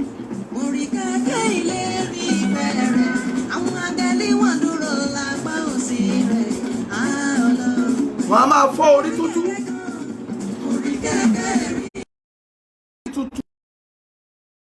Wọ́n tútú tí wọ́n jẹ nǹkan mọ́ gbọ̀n, tí wọ́n fọ́ tútú. Ìwé Judges chapter 9 verse 53. Orí àwọn tá a bá fọ́ tútú, orí àwọn èèyàn tí wọ́n fẹ́ bà tí wọ́n jẹ́ pàtàkì. Ṣùgbọ́n ibi tẹ́mi máa gbé lọ rèé, mi ò mọ̀ báyà wọ́n ti fọ́ orí ẹ̀ tútú, ṣùgbọ́n ẹni tó ń sa orí jọ lè sa orí jọ. Ṣùgbọ́n lálẹ́ yìí, ṣàmì dáadáa pẹ̀lú àṣẹ tí mo fẹ́ rán jáde yìí. Gbogbo ẹnikẹ́ni tó já sí ọ̀tá wa, your enemy, my enemies. Gbogbo ẹnikẹ́ni tó já sí ọ̀tá èmi àti ẹ, lónìí orí wọn máa fọ́ tútú. Ẹ̀yin ọgọ́rùn ẹ fọ́ orí wọn tútú. Ẹ fọ́ orí wọn tútú. Gbogbo ẹni tí ò jẹ́ arọ́kọ fẹ́, gbogbo ẹni tí ò jẹ́ aráya fẹ́, gbogbo ẹni tí ò jẹ́ arọ́mọ bí, gbogbo ẹni tí ò jẹ́ aríṣẹ́ ṣe, gbogbo ẹni tí ò jẹ́ arógolo, gbogbo ẹni tí ò jẹ́ kí ọ̀nà wa là, gbogbo ẹni tí ò jẹ́ aríbùkún, gbogbo ẹni tí ò jẹ́ kí iṣẹ́ wa dára, gbogbo ẹni tí ò jẹ́ kọ́nà wa sunwọ̀n. Ó yẹ ẹ̀yin ọgọ́rùn ẹ máa fọ́ orí wọn tútú. Gbogbo ọ̀tá kó wúlò àfọ́ orí wọn tútú. Ọ̀tá rẹ kó rí wọn fọ́ tútú. Bíbélì pé ó ní ó sì fọ́ orí Léfítíánì náà. Gbogbo ẹ̀yin orí tí ó ń lòdì sórí wa, orí tó ń lòdì sórí ẹ, tó lòdì sórí mi, kán máa fọ́ wọn tútú báyìí. Gbogbo agbára tó ń ṣiṣẹ́ òdì sórí ẹ, gbogbo òkùnkùn, gbogbo ènìyàn, gbogbo ẹnikẹ́ni lórúkọ Jésù Kristi tó dìde ọ̀tá sí ọ, gbogbo ẹnikẹ́ni tí òjò orí ayé bó ṣe ń kó nú ogun kan ló ń bọ́ sínú mi. Èèyàn méjì kan ló wò mí, ìran ni mo rí o. Tó bá ti kó nú ogun kan wà tó bọ́, tó bá ti wá ń gbàdúrà, àwa máa dàbí ẹni gbógun yẹn ń lé sí. Báyìí ni Jésù wí. Gbogbo ẹnikẹ́ni tó ń fogún jà èmi àti ẹ, lálẹ́ yìí orí wọn máa fọ́ tútú. Ẹ̀yin ogun ọ̀run ẹ fọ́ orí wọn tútú. Ẹ jẹ́ àmọ̀ mọ́ orí wọn. Gbogbo ẹnikẹ́ni tó ní ayé wa lára, ẹ̀yin ogun ọ̀run ẹ fọ́ orí wọn tútú. Gbogbo ẹnikẹ́ni tó dìde ogun sí èmi àti gbogbo ẹni tó wò mí, ẹ̀yin ogun ọ̀run ẹ fọ́ orí wọn tútú. Bẹ́ẹ̀ ni kórí wọn máa kú, káyé wọn máa kú. Ẹni tó lò ní nísinmi kó lọ fún yes ẹ kàṣíwájú. Obìnrin kan sì sọ lọ lu Amálẹ́kì lórí. Obìnrin yẹn sọ lọ lu Amálẹ́kì lórí. Wọ́n sì fọ́ ní agbárí. Olúwa yóò fọ́ agbárí ọ̀tá ẹ̀. Gbogbo tó ń pè ní agbárí ọ̀tá ẹ̀ lálẹ́ Olúwa máa fọ́ wọn tútú. Agbárí ẹni tó ti ṣe òkùnkùn sí ara rẹ̀ láti gbà ìwé wa. Agbárí ọ̀tá ilé ìyá rẹ̀, àwọn olórogún, àwọn ọ̀tá ilé olórogún. Agbárí àwọn tẹ́ ẹjọ́ rìn tó mọ́nú wọn ṣùgbọ́n tó ń fìyà jọ tó ń lọlé ológun nítorí ẹ̀. Agbárí gbogbo àwọn tó ń ṣiṣẹ́ ibi nítorí rẹ̀. Àmì 21 ló máa ṣe yìí, àmì 21. Gbogbo agbárí ẹni tó ní ayé wa lára. Jésù má dá wọn sí. Jésù má dá wọn sí lálẹ́ yìí. Gbogbo ẹnikẹ́ni tó fogun jà àwọn tó ń wò mí àtàwọn tá a jọ ń wọra wa yìí, Jésù má dá wọn sí. Agbárí wọn k'Olúwa fọ́ tútú. Ẹ̀yin ogun ọ̀run ẹ fọ́ agbárí wọn tútú. Bọ́n ṣe fọ́ agbárí ọmọkùnrin Amálẹ́kì, Ọlọ́run fọ́ tútú. Fọ́ agbárí wọn tútú. Gbogbo ẹni tó ń fi ayé ní wa lára, Olúwa fọ́ agbárí wọn tútú. Àmín. Ẹ ṣé. Ohun kẹrin nínú ètò àtúntẹ̀síwájú, mo ti bẹ̀rẹ̀ láti ìjẹta tó máa ń dé bá orí. Ohun kẹrin lónìí ó là ń sọ̀rọ̀ nípa ẹ̀. Mo fẹ́ sọ̀rọ̀ ohun kẹrin tó máa ń ṣẹlẹ̀ sí orí.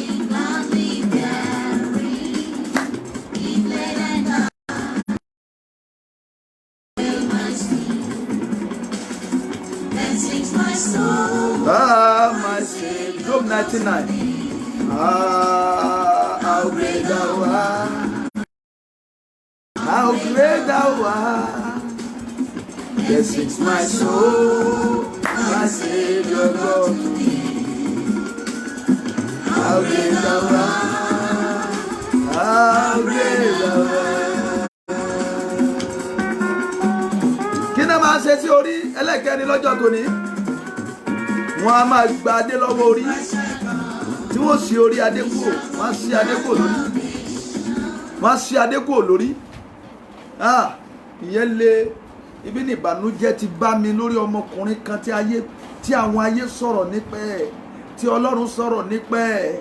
Bíbélì sọ nínú ìwé Jóòbù orí ìkíní, wọ́n ní ọkùnrin kan wà ní ilẹ̀ Úsì, wọ́n ní ọmọkùnrin wọn ló dára pọ̀, wọ́n ní ó bẹ̀rù Ọlọ́run, wọ́n ní kì í ṣe ibi, wọ́n ló lówó ni, wọ́n ló dẹ̀ dúró ṣinṣin. Ọmọkùnrin ló lọ, ọmọkùnrin níbùkún, ọmọkùnrin sin Ọlọ́run, ọmọkùnrin rógolo.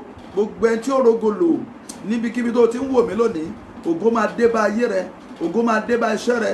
Ọmọkùnrin rí ọlá, ṣùgbọ́n tó bà mí nínú jẹ́ rèé, bọ́mọkùnrin ṣe rí ògolo tó, torí ọlá tó dídí ọ̀sán kan láyé jókòó tí wọ́n dẹ̀ gba adé lọ́wọ́ ẹ̀.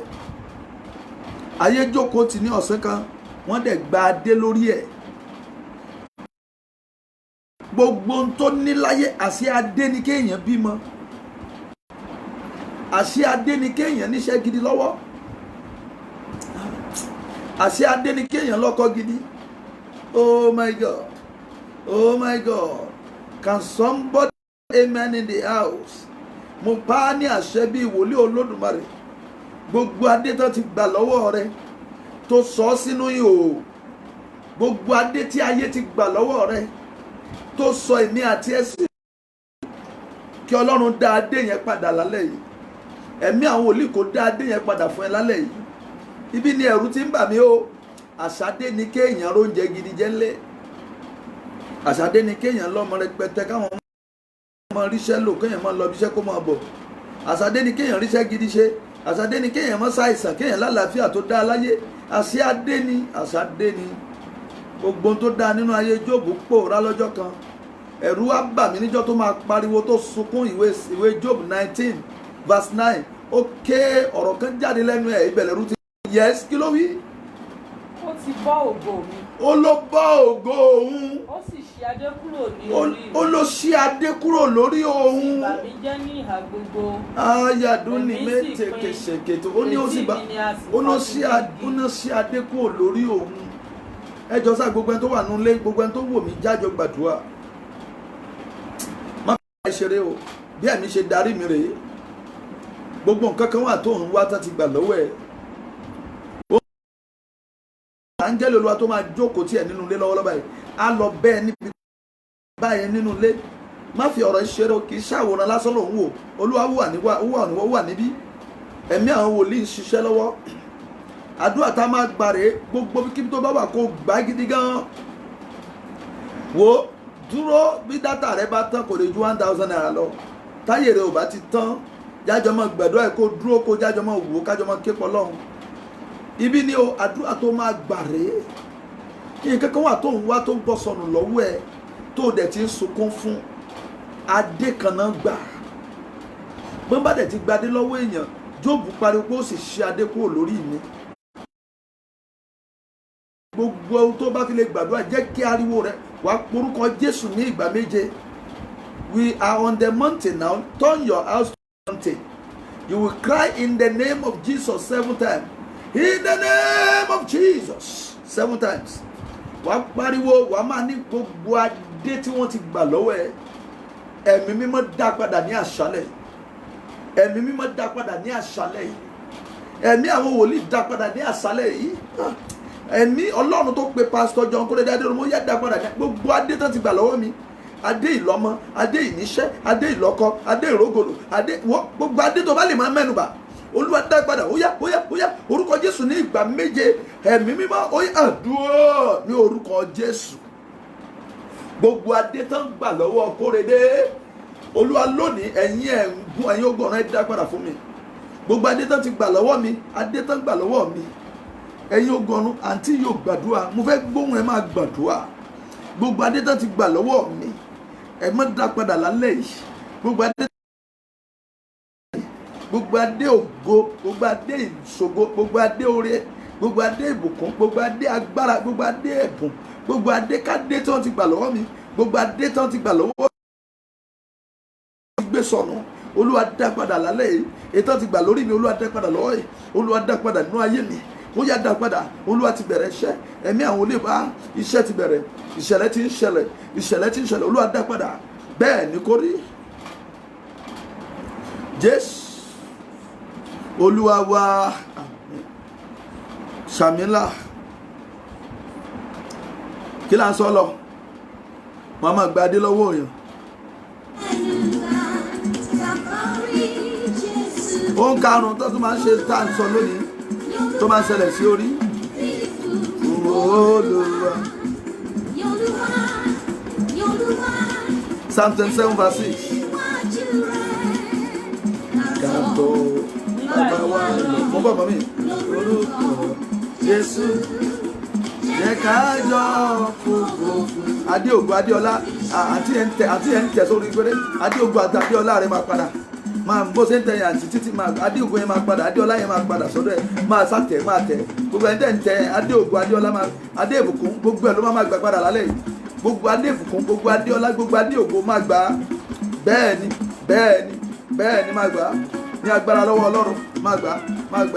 Ní agbára lọ́wọ́ Ọlọ́run máa gbà á. Gbogbo adé tó ti gbà sọnù gbogbo adé ògo gbogbo Adéọlá gbogbo adé ìṣerere adé àlàáfíà. Yes, kí ni nǹkan tó tún máa ń gbà tó máa ń ṣẹlẹ̀ sí nǹkan mi tó máa ń ṣẹlẹ̀ sí orí mo fẹ́ sọ yìí. Ó dẹ̀ máa ṣẹlẹ̀ sí orí gbogbo ẹni tó wò mí ní àṣálẹ̀. Yes, kí ló máa ń ṣẹlẹ̀ sí orí ẹ jẹ́ ká gbọ́ nínú ìwé mímọ́ ìwé Psalm 27. Ni orí mi yóò gbé sókè ga ju àwọn ọ̀tá mi lọ. Nígbà yìí ni orí Kóredé. My head will be lifted up than above my enemies. Ju àwọn ọ̀tá mi tí ó yí mi ká. Ẹ jọ̀ọ́ ẹ tún ọ̀rọ̀ yẹn sọ. Nígbà yìí ni orí mi yóò gbé sókè ju àwọn ọ̀tá tí ó yí mi ká. Orí mi yóò gbé sókè jẹ́ ń tẹ̀ sójú ilé ojú afẹ́ káwọn èèyàn lè rí. Nígbà yìí ni orí mi yóò gbé sókè. Psalm 27 verse what? Verse 6. Nígbà yìí ni orí mi yóò gbé sókè. Nígbà yìí ni orí mi yóò gbé sókè. Gájú tí àwọn ọ̀tá mi lọ. tí ó yí ọ ká, orí rẹ yóò gbé sókè ga jù gbogbo ọ̀tá rẹ tó yí ọ. Gbogbo ẹni tó wò mí, orí wa ó gbé sókè. Our head will be lifted up than all enemies that surrounded us. Orí wa yóò gbé sókè ga jù ọ̀tá wa. Torí náà ni èmi ò ṣe orúbọ ayọ̀ nínú àgọ́ rẹ. Ẹ ṣé mọ́mí.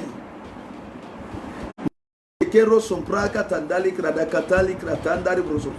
Àwọn èèyàn claim adé yẹn lọ, wọ́n claim adé ògo yẹn, wọ́n claim adé ọlá yẹn, wọ́n claim adé ìbùkún, adé ẹ̀yẹ, adé ìṣerere. Àwọn èèyàn claim ẹ̀. Àti bọ́ sí orí àwọn nǹkan míì tó máa ń dé bá orí, a máa ń gbé orí sókè. Àwọn ọ̀tá tó dìde ti ọkùnrin tó ń pè ní Jósẹ́fù, àwọn ọmọ yẹn fúnra Ọlọ́run dẹ̀ fa orí wọn sókè. Ó dẹ̀ fa orí Jósẹ́fù sókè láàrin ọ̀tá ẹ̀. Ìwo mi la gbé sókè bí ìwo àgbọ̀nrere. Orin yẹn jáde lẹ́nu ọmọbìnrin kan tá à ń pè ní Anna. Nígbà tí àwọn ọ̀tá ti fi ṣẹ̀sín pé kò ní bímọ, àwọn èèyàn fi ṣẹ̀sín gan o. Gbogbo ẹni tó fi ọ́ ṣẹ̀sín máa ṣẹ̀sín. Òòrè àmì yẹn ṣe. Gbogbo ẹnikẹ́ni tó ń fi ayé ẹ̀ ṣẹ̀sín lálẹ́ yìí ó máa ṣẹ̀sín. Mo tún repeat ẹ̀. Ọlọ́run dẹ̀ gbé orí rẹ̀ sókè, orí Anna. Anna di ọlọ́mọ. Bíbélì wípé tó wá da láìrí bí,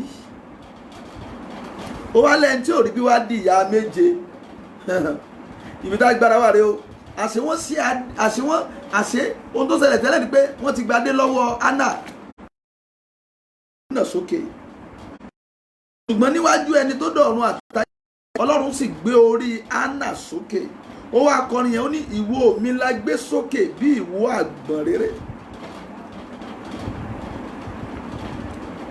Ibi tí ó ní ẹnu mi yóò sì kọ́. Gbogbo ẹni tó ń wò mí lálẹ́ yìí, eléyìí ò ní ní dènà, ọ̀rọ̀ tí mo ń sọ yìí ò ní ní dènà, torí a ṣẹ̀dá ẹ̀ nínú iná. Bí lè pé ọ̀rọ̀ tí mo rán jáde yìí kì yóò lọ lásán, á ṣiṣẹ́ tí mo rán, yóò ṣe ti ètò wù, á tún ṣe tí mo rán, kì yóò lọ láì má ṣiṣẹ́. Ọ̀rọ̀ tí mo rán jáde, Bíbélì pé láti ìjádele ọ̀rọ̀ náà láti tún Jerusalem ṣe. Ọ̀rọ̀ yìí di àṣẹ fún mi. Gbogbo ẹni tó wò mí, a ó gbé orí wa sókè, a ó gbé ìṣẹ̀dá wa sókè, ẹ sókè, a ó gbé àyànmọ́ rẹ sókè. Ọmọkùnrin yìí, orí yìí a máa nà sókè láàrin gbogbo èèyàn. Anna wò pé èmi náà mo á dọlọ́mọ báyìí. Gbogbo ẹni tó ti fi sí ẹ̀sìn wá bẹ̀rẹ̀ sí bú sẹ́kún. Ẹni tó ti rò pé òní lọ, tó ti rò pé mi àti òní lọ máa sunkún ẹ̀, wọ́n á sunkún ẹ̀. Bẹ́ẹ̀ ni gbogbo ẹni tó ti rò pé òní lọ, gbogbo ẹni tó ti fi ọ́sẹ̀ sí, gbogbo wọn máa sunkún ọ̀rọ̀ yìí, torí wọ́n dìde ogun tì ọ́. Bíbélì pé wọn ò ní nísinmi. Ó ní ẹni tó bá gbé kòtò báyìí, ó ní fúnra ẹni ó jì sí kòtò. Ibi tá à ń lọ rè, a gbé orí, a máa ń gbé orí sókè. Psalm 27:9. A ó gbé orí ẹ̀ sókè lálẹ́ yìí. A ó gbé orí Kóredé sókè lálẹ́ yìí. Láàárín gbogbo èèyàn tó ti rò pé kò ní ṣeé ṣe, tí Ọlọ́run bá dé tó fẹ́ ṣiṣẹ́, kò sẹ́ni tó lè dí lọ́wọ́. Àwọn èèyàn kan máa wẹ̀ náà ní wàdé kẹ̀rẹ̀kẹ̀, wàdé rí pé bára ẹ lókè. A ó gbé orí wa sókè. Kò sẹ́ni tó nítàn tí ì tàn, wàá tàn bí ìràwọ̀. A ó gbé orí mi sókè, a ó gbórí ọmọ rẹ sókè. Wo ò ní kú sípò ìyá yìí. Wo mi, wàá gòkè nílùú orílẹ̀-èdè yìí. Bí àwọn kan bá láwọn gòkè tí wọ́n rí táwọn tálákà rò, èmi àti ẹ máa gòkè. Bẹ́ẹ̀ ni, kò sí àwàdà náà ọ̀rọ̀ yìí o. Ọ̀rọ̀ tí tọ́ gidi ni o. A ó gòkè, a ó gbórí wa sókè. Ẹ rí ọkùnrin tó ń pè Jẹ́fítà nínú ìwé mímọ́ ni. And there's somebody that we call that man a vagabond, somebody that was casted out. Kò sí ẹnikẹ́ni tó rí náà rí mọ́. Ṣùgbọ́n nígbà tí Ọlọ́run máa gbé ṣẹ́ṣe, sórí jẹ́ kí n sọ̀rọ̀ kan fún ẹ. Solution àwọn tó ní ẹ lára. Gbogbo ọ̀nà àbáyọ ayé wọn ọwọ́ wa ló wà. A ó sì gbé wa sókè, wọ́n wà tọrọ. A ó gbé wa sókè, wọ́n wà bẹ̀bẹ̀. It's a matter of time. Who laugh last will laugh the best. Gbogbo ẹnikẹ́ni ọ̀rọ̀ ni mò ń sọ ní òní pẹ̀lú àṣẹ Olódùmarè. Bíbélì jẹ́ kó mọ̀ pé tó máa ń dé bá orí, a máa ń gbé orí sókè. A dẹ̀ nà dó láàrin gbogbo èèyàn. Ìjọ́ tó máa nà Dáfídì dó láàrin gbogbo èèyàn pé eléyìí ni ọba àwọn ọmọ Ísírẹ́lì. gbogbo àwọn ọ̀tá rẹ̀ ṣe náà sá kàbàkàbàkàbà, wọ́n sá wọlé wọ́n sá wọnú gbó, ọ̀tá rẹ̀ máa sá kàbàkàbà, wọ́n bú sẹ́kún torí wàá gba ìgbé dìde. Gbogbo orí tó ń wò mí nálẹ̀ ó yá gba ìgbé lórí sókè. Bẹ́ẹ̀ ni kó rí. Kí la tún máa ń ṣe sí orí? Ká tún lọ sí ibòmí ohun tí a máa ń ṣe sí orí. Ẹ jẹ́ kó ohun tó máa ń tún ṣe sí orí. Ohun tí mo rí ń bí tó tún máa ń ṣe sí orí. Eléyìí kò Psalm 38 Psalm 38:4. Orí a máa gbé ẹ̀bi iniquities. Yes. Nítorí tí ẹ̀bi ẹ̀ṣẹ̀ mi borí mi mọ́lẹ̀. Dávidi ní ẹ̀bi ẹ̀ṣẹ̀ rẹ̀ ó borí òun mọ́lẹ̀. Ó ní ẹrù yẹn wá wúwo jù òun lọ. Ibi tí àṣírí wà rèé, gbogbo ẹ̀dá tó wò mí. Ìgbé ayé ẹ̀ṣẹ̀ tó bá ń bẹ lọ́wọ́ wa tó yóò jẹ́ kọ́lọ́run tètè ṣiṣẹ́, ẹrù wíwo ní lórí wa o. Ìgbé ayé ẹ̀ṣẹ̀, ìgbé ayé ìwà èrí, ẹ̀bi ni o. Orí adẹ̀ máa kárí ẹ̀bi. Kí èmi àti ẹ̀ ò ní kárí ẹ̀bi o. Ohun tó lè fà náà ni pé gbogbo tóbi tó bá kù sí tó mọ̀ pé kò dá kó jáwọ́, kájọ jáwọ́ ń bẹ̀ o. Kájọ súnmọ́ Ọlọ́run, ká wẹ ara wa mọ́ nínú ẹ̀bi ẹ̀ṣẹ̀ tí orí wa lè kárí. Torí orí a máa kárí ẹ̀bi. Orí wa ò ní kárí ẹ̀bi ẹ̀ṣẹ̀ tó ti ṣe o. Àánú máa dìde o. Ẹ̀jẹ̀ Jésù kó ṣàánú fún gbogbo wa, kó rán àánú sí wa o. Gbogbo ẹ̀dá tó ń wò mí kó bẹ̀rẹ̀ sí kájọ gbégbé ayé ìwà mímọ́ níwájú Olódùmarè. Kínú Ọlọ́run kó dùn o. Kí ogun yìí má bàa borí o, kórì má bàa dìdàkudà o. Orí ògo ni o. Má jẹ́ kó kárí ẹ̀bi ẹ̀ṣẹ̀ o. Aláàánú lọlọ́run yóò ṣàánú wa o. Bẹ̀rẹ̀ fún ìdáríjì ẹ̀ṣẹ̀ kó jáwọ́ nínú ẹ̀ṣẹ̀ yẹn o. Torí pé kí àdúrà yìí lè gbà kankan o. Another thing torí tún máa ń kárì tó máa ń ṣẹlẹ̀ sórí rẹ̀ o.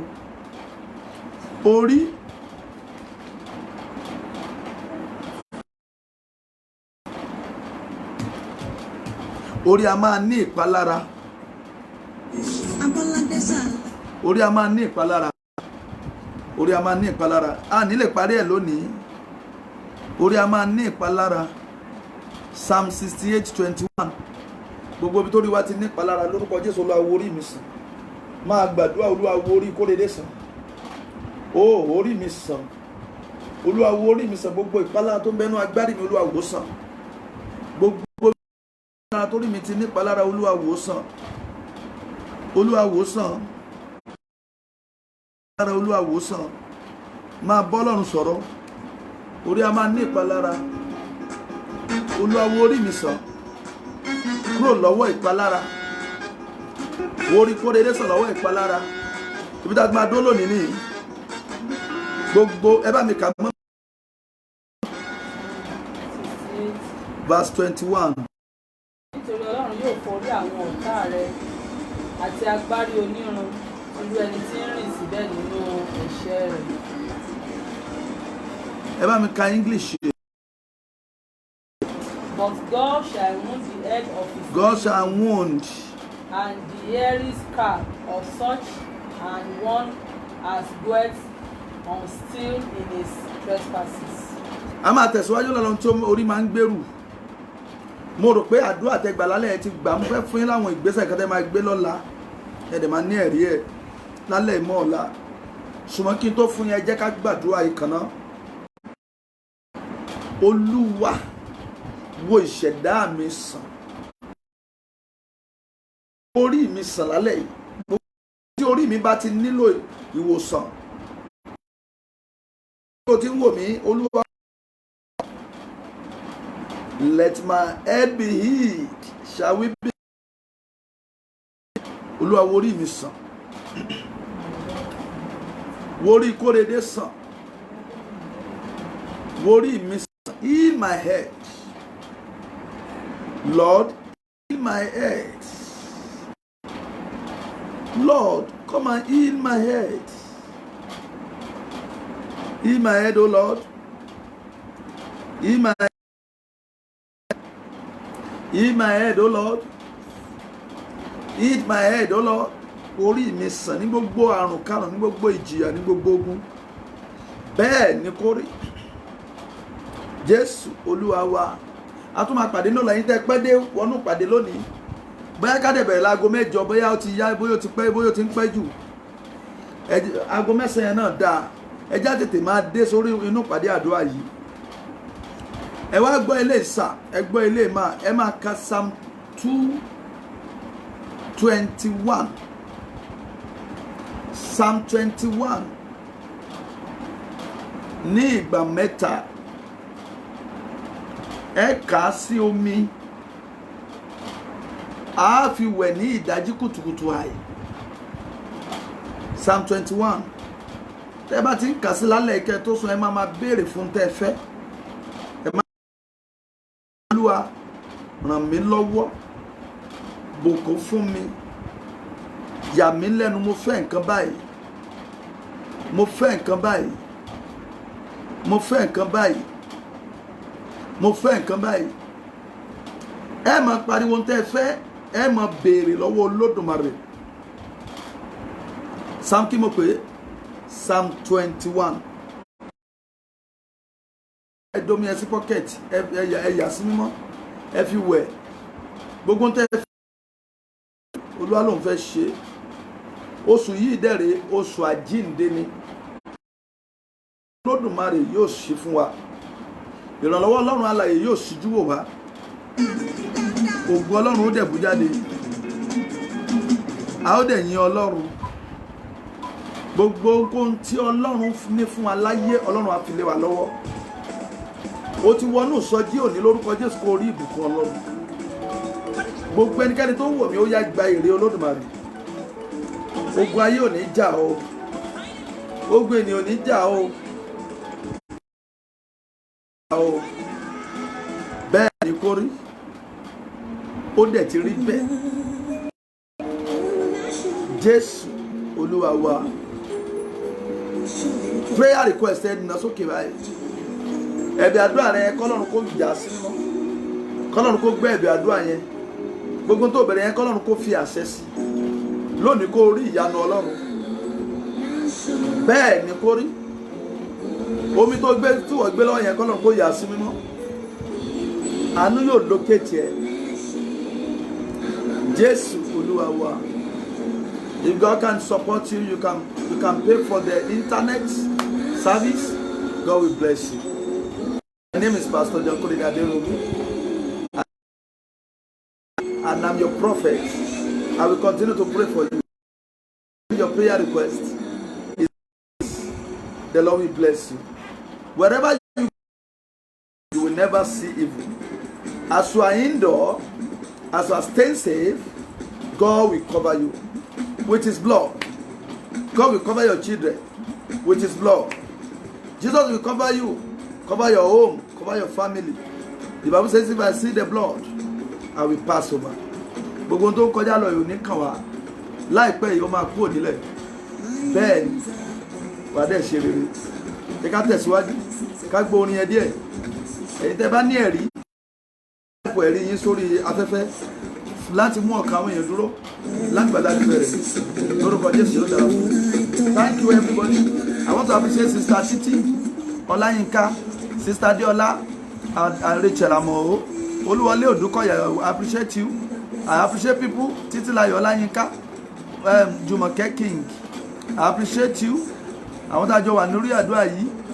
Olúwọlé Odúkọ̀yà. Okay, I think I appreciate you. All of you, I appreciate you. All of Ade Tipe, we appreciate you. We appreciate all of you for joining us. Olúkúnlé Òjó, ọmọ mi Ògúnròmbí Lydia, Aunty Ògúnbùnmi, you are wonderful. We appreciate you. We appreciate all of you. Babatunde, Uju Baby, Silvers, we appreciate you. Adepoju, Aunty Adepoju Olusola, my friend, my wonderful friend. We appreciate you. Olarewaju Rachel, Oluwafunmilayo, we appreciate you. Ademola Babatunde, we appreciate you. We appreciate all of you. Falola Omomi Ekundayo, we appreciate you. Thank you. We appreciate you. God bless you. If I don't mention your name, maybe I'm sorry. Sister Odun Adeyemi Odunola Ade, I appreciate you. Olutayo Akinfolani Ibiyeye, I appreciate you. Destiny Impact, Baba, we thank you. I appreciate you. Sunday Samuel Olaoluwa, we appreciate you. Adi Abujoy, we appreciate you. Bolaji Martins, my brother, we appreciate you. Adebusola Naomi Fagbodun, we appreciate you. Ajayi Elizabeth, Sam Rogbolo, Baba Rogbolo, we appreciate you. Yabo Salami, we appreciate you. We thank all of you for joining. For those that I cannot remember your name, maybe your name is not there, you don't comment, I may not know, so I'm sorry. Thank you. Alájẹ òkú máa ń títí dìgbà táwọn tó pàdé ní ọ̀la wákàtí kan náà ni aago 9 sí aago 10. Ńlá ńlá ọba ńlá ọba ńlá ńlá ńlá ńlá ńlá ńlá ọba ńlá ó ṣe ògo kárí ògo aládé ògo máa wọlé ògo ògo kárí ògo. Aládé ògo máa mú ògo kárí ògo. Yéyé yéyé aládé ògo. Aládé ògo kẹrẹtẹ kẹrẹtẹ kẹrẹtẹ aládé ògo.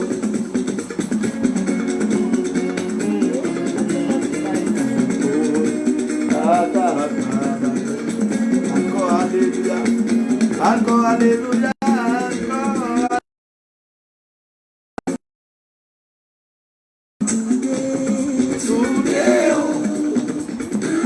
Of my voice in praise. What shall we do today? Today, lift up my voice in praise. All I know, you are always here for me. Mighty God Almighty, help me to shine. God bless you. You are the only Lord. No matter what they say.